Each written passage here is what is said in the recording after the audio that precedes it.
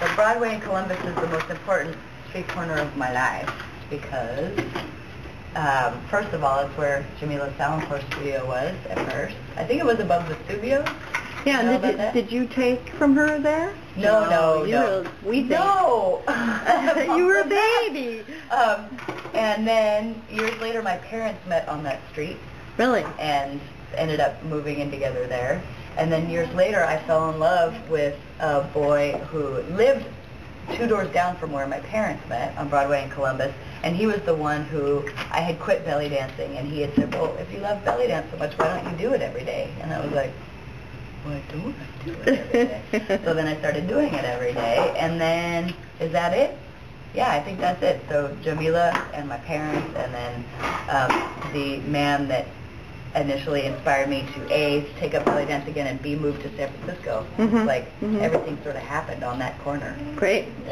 Did your parents go to any of the clubs that were there in Columbus and North Beach? Well, they mostly hung out at the, God, what was the name of the cafe where Janis Joplin used to hang out?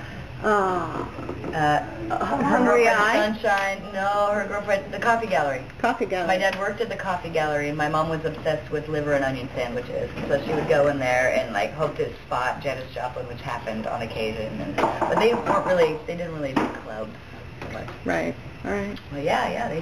And so tell me about your tour coming up. Are you going to be back? Touring again. Are you going to be at Broadway Studios again? We can't be at Broadway Studios again because it's booked. Okay. Unfortunately, that was kind of the perfect venue for that show. Perfect. But we don't know where it's going to be. But we're hoping for the Independent or Great American Music Hall or who knows, something a little bit smaller and a little bit funkier. Cool. Yeah. And when does that start? May 1st. Great. And goes through Tribal Fest. Oh, Beltane. So yeah, Beltane. Oh my God, that's right. Why do we always do it at Beltane? Something inspires, huh? We don't do it on purpose, but it always seems to happen then. I don't know. So yeah, we'll see what happens. Great. Hopefully it'll keep going and the band will break up again. Right. Oh, which band?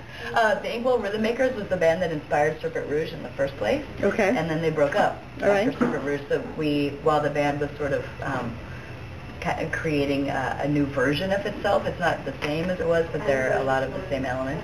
And did you say they're doing acrobatics this time too? Well, it's the guy that headed up Inkwell Rhythm Makers, and then a duo called the Gallus Brothers. And the Gallus Brothers are incredible. If you're interested, you can find them on MySpace and also on YouTube.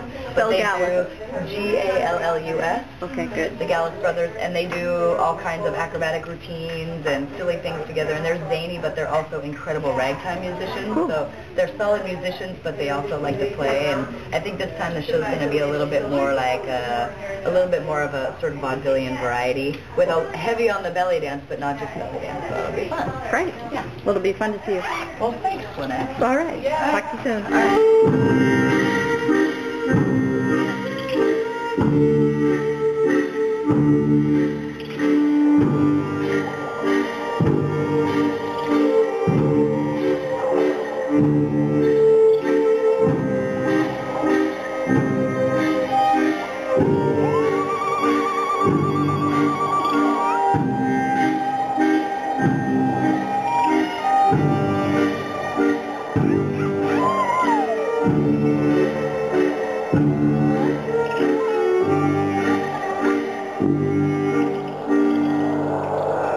This presentation has been brought to you by Gilded Serpent.